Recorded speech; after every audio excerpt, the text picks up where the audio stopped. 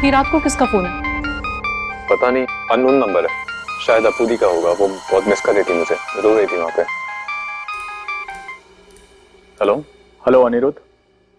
हाँ स्पीकिंग। मैं हूँ आदित्य कपूर। बोलो। एक्चुअली कल जनक का एक ऑपरेशन है। ऑपरेशन काफी क्रिटिकल है।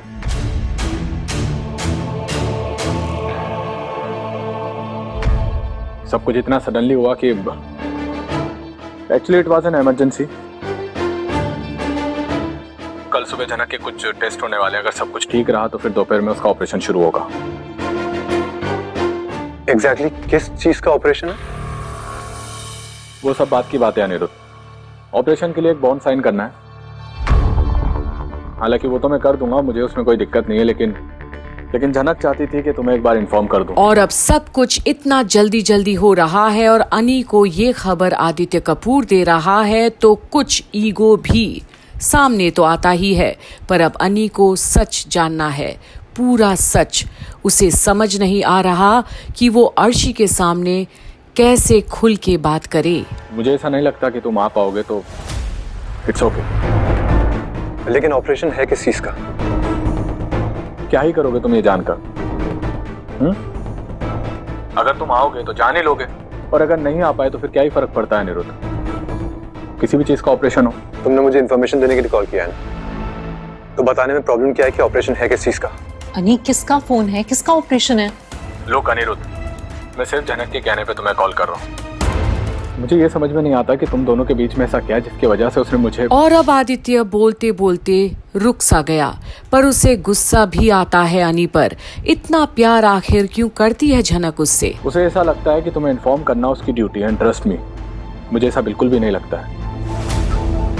और इस वक्त ना तुमसे बात करते हुए भी मुझे इंसल्ट फील हो रही है। लेकिन तुम्हें तो आदत है ना लोगों को शर्मिंदा करने की, उनके इंसल्ट करने की। जनक के साथ भी यही किया था ना तुमने। खैर मुझे तो ऐसा लगता है कि तुम्हें कुछ बताना ही नहीं चाहिए। लेकिन जनक ऐसी लड़की नहीं है ना, वो कमिटेड है, डेडिकेटेड है, इसलिए उसे लगता है कि सब कुछ तुम्हें पता होना चाहिए। और अब कहीं ना कहीं अनी का सब्र भी टूट रहा है।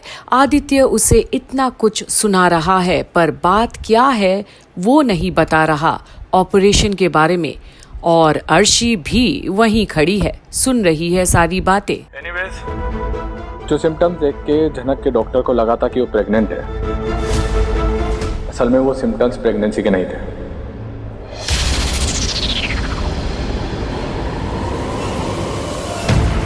तो फिर? वाह अनिरुद्ध, काफी एक्साइटेड हो गए तुम। तुम्हें क्या लगा कि तुम्हारे पर जितने भी इल्जाम लगे हैं वो सब हट चुके हैं? अनिरुद्ध ये बताओ कि कैसे साबित करोगे कि तुम दोनों के बीच में जो भी था वो झूठ था? वरना जनक तुम्हारे पास में नहीं आती। उसकी हेल्प करने के लिए ना मैं तैयार था, उसके बच्चे को अपनाने के लिए भी तैयार था, लेकिन फिर भी ना वो तुम्हारे पास में भाग कर आई। क्यों? कि वो सिर्फ तुम्हें सच बताना चाहती थी अनिरुद्ध।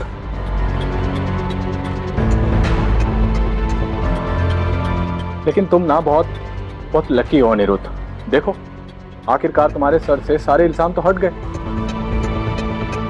एनीवेज, जनक के पेट में एक बहुत बड़ा ट्यूमर है अनिरुद्ध। और ये न्यूज अनी को एक तरह से तोड़ कर रख देता है। उसके पैरों तले जमीन खिसक गई है। ये क्या सुन रहा है वो? और आगे कुछ बोल ही नहीं पा रहा फोन पर। उसके पास तो शब्द ही नहीं बचे।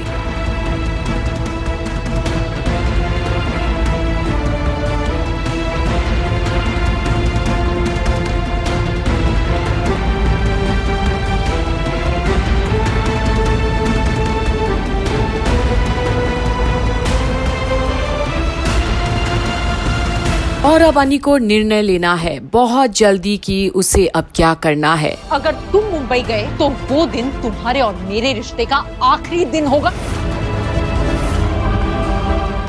हाँ बेटा अर्शी बोलो। जनक हॉस्पिटल में और अनी को जनक ने बुलाया है। देखो अर्शी, उसे रोक के रखना, जाने मत देना। जनक हॉस्पिटल में ऐसा कोई कॉल आया था अनिरुद्ध के पास? आदित्य कपूर का कॉल था। अनी को सच का सामना करना होगा डैड। उसे किसी एक को चुनना होगा, किसी एक की साइड लेनी होगी, या तो जनक या फिर मैं। क्या वो ये एक अधूरी शादी जो अर्शी के साथ हुई है उसे मानना है, या झनक के साथ हुई शादी को अब भी बरकरार रखना है? पर अब वो अकेला नहीं है झनक की फिक्र करने वाला, अब आदित्य कपूर है, जिसे अब झनक भी अपना अच्छा दोस्त मानती है। एक्सक्यूज मी, यहाँ पे कोई झनक रैना नाम की पेशेंट है क्या जिसका ऑपरेशन होने वाला है? हाँ सर, अगर आप लोग चाहें तो दूसरे रूम से बैठकर पूरा ऑपरेशन देख सकते हैं। देखिए, मैं कोलकाता से आया हूँ, तो क्या एक बार मैं झनक से मिल सकता हूँ प्लीज? आगे क्या होगा देखते रहिए यही कंप्लीट बॉलीवुड पर, जहां हम आपके लिए लेकर आ रहे हैं झनक की सारी अपडेट्स। और क्या अनिरुद्ध के साथ अब अर्शी खड़ी मिलेगी या नहीं, देखते रहिए और बने रहिए कंप्लीट बॉलीवुड पर।